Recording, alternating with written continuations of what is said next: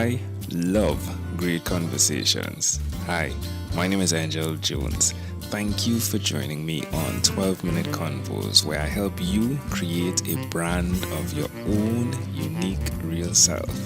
Listen in as I have conversations with amazing people from all over the world. Good day, Paul Buzan. How are you doing on this wonderful, beautiful day?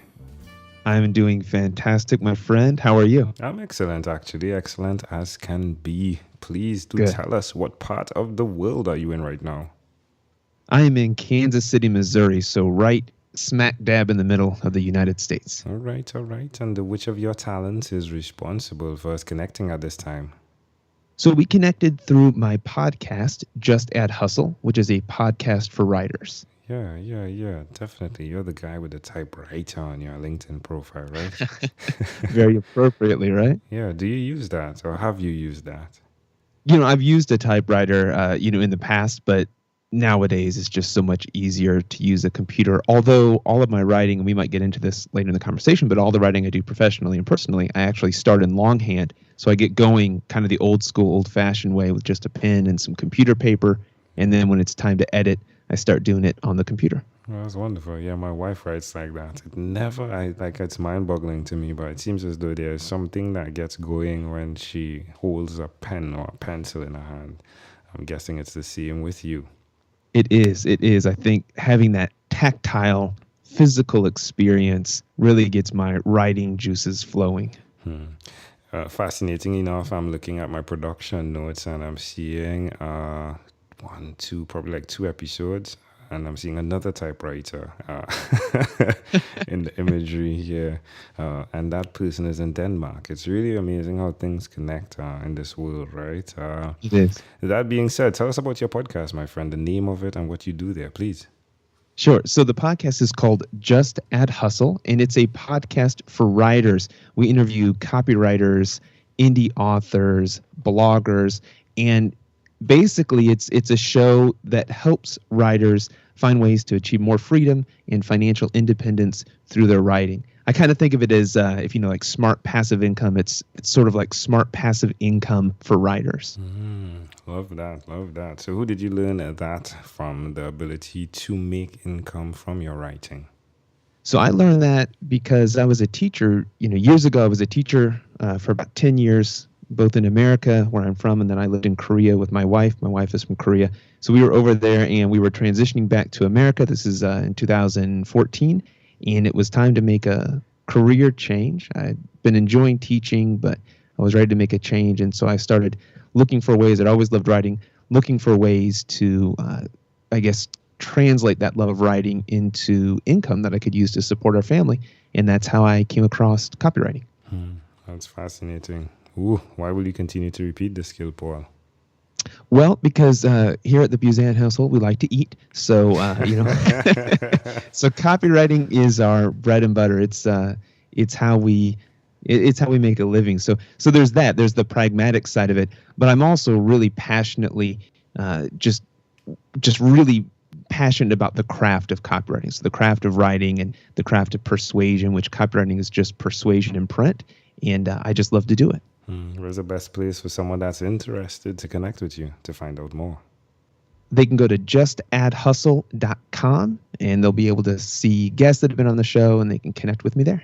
Wonderful. Tell us one other thing that you've done consistently over the last 3 years, please. So one thing that I've done for, at least the last 3 years, but really a lot longer than that, is I read every morning. I like to start as part of my morning routine. I know you've had guests on the show before who have spoken about their morning routine.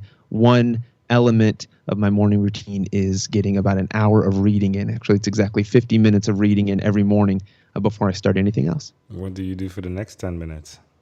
I journal after that. I write down my intentions for the day. I kind of get my head straightened out, and then we launch into the workday. How does that make you feel?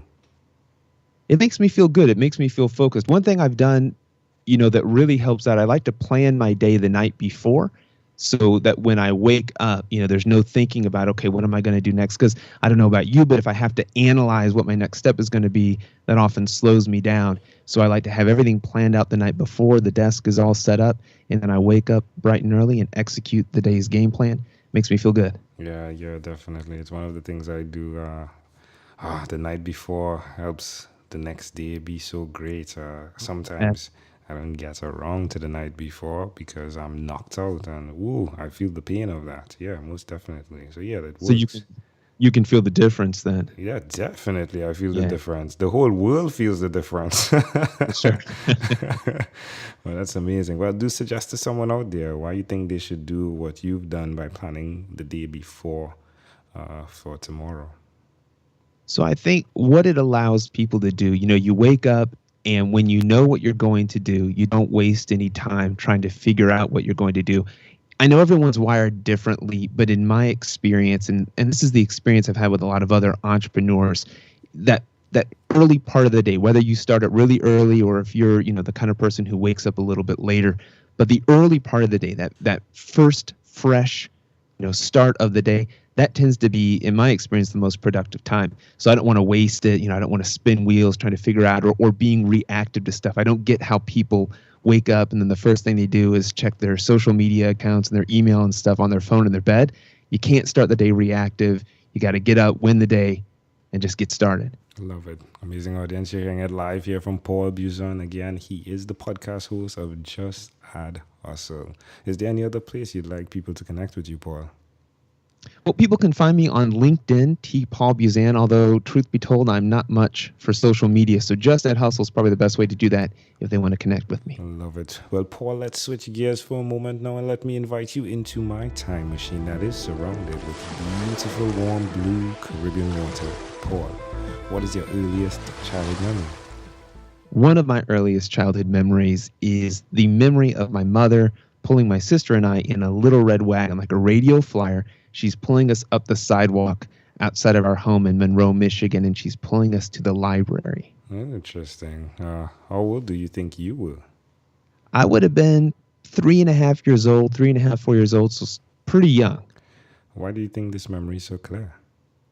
I think it's clear because, my parents, my sister and I and my brother were, all three of us, we were homeschooled, right? So I didn't go to any kind of public schooling until well into high school. And my parents really instilled in all of us this love of learning for the sake of learning itself. And one of the ways we did that was going up to the library. And basically, I give my library card a good workout from my earliest days, and I haven't stopped since. That's amazing. Can I offer an interpretation to the thought picture you created in my mind? Sure. I love the idea of the copywriter and how he has to pull the individual to the source that he desires him to connect with.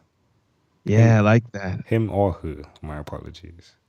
I like that a lot. Yeah, and the thing that's beautiful about it is the copyright stands just like that red wagon, right? Passionate words that seem to come to life, right? Words that are filled with love for the thing you're describing. And that's beautiful. That's awesome analysis, man. I like that. Thank you. You're welcome. If we fast forwarded to when you were 12, what was your favorite song? That's such a cool question, by the way. And I thought about it because 12 is about the time that I listened to radio for the first time by myself. Up to then, it was always, records that mom and dad played or, whatever they had on the radio. And then I got a little radio when I was 13 years old, or 12 years old, which was 92. And the song that really caught my ear at that age was a song by The Cure called Friday, I'm in Love. And there we go. Yeah, you're the love guy. But there we go. Yeah. All right, Paul, well, we've arrived at our destination, but before we get off of this time machine, there's a small declaration form. So it's yes or no, possibly a bit more. We're going to move pretty quickly here. Are you ready, Paul? I am ready. Paul, have you chosen someone to pass on your skills to? I'm still developing my skills, so I have not yet passed on, or I haven't chosen someone to pass on those skills. But I definitely try to live by example so that my younger siblings and kids that are in the orbit of my life, that I set a good example for them. No, are you married? I am married. Yeah, I'm married to my very best friend, Gina. Oh, there we go. How many children do you have? We don't have any kids. We have we've got a cat, but my sister and my parents, there's all kinds of kids on both sides of the family. So we got a lot in the area for sure. Yeah. Do you believe in God? I do. And do you have an inner circle of friends? I do. I have a very important inner circle of friends. And do you watch TV for more than 3 hours a day? No, I do not. What about 3 hours a week? Probably not. My wife and I will sometimes catch up on back episodes of Friends or The Office, maybe a night or two a week. But no, not a whole lot of TV watching around here. What about screen time, the phone and the computer? Is it more than 8 or less than 8 hours a day? Yeah, it's I'm on the computer all the time for work, so definitely a lot of screen time. Paul, if you had to share with us your own unique real statement, a statement that represents Paul, well, I'll say T. Paul, right? Yeah, so T. Paul Buzan. What would you say that is? That is, and that's such a cool question. I was thinking about it. That statement would be what you believe is possible determines what's possible. I think it's so important to cultivate a positive mental attitude, to have it's like physical diet, right? The things that we eat manifest as part of our physical reality, and what we think about manifests our mental reality, which then dictates our actions, which creates our destiny. So it's so important to have a positive mental attitude and really believe that whatever you want to accomplish, and that's the first step of getting those things accomplished. Fascinating enough, your mother identified that, right? And she pulled you all the way in her determination, believing that it would make a difference in your life. Absolutely. And there we go. Well, my friend, this has been a great pleasure. Before you leave, is there anything else you'd like to share with our amazing audience? Yeah, absolutely. Well, let me start by just thanking you so much for inviting me on the show. It's been a real honor. It's been a lot of fun. I love the idea of these 12-minute convos. It's such a cool, clearly described value proposition, right? You're going to get something good in 12 minutes. One thing I guess I would leave with your amazing audience is the idea of starting before you're ready.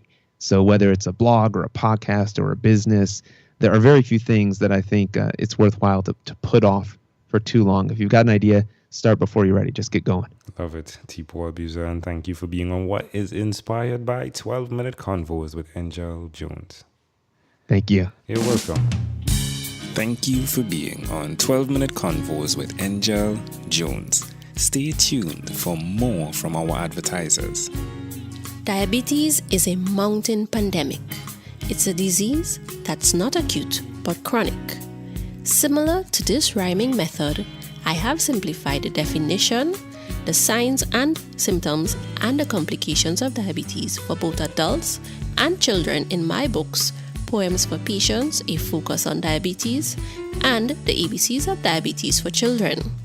These books are available on Amazon.com, and for more information, you can visit my website, poemsbyaj.com. That's poemsbyaj.com.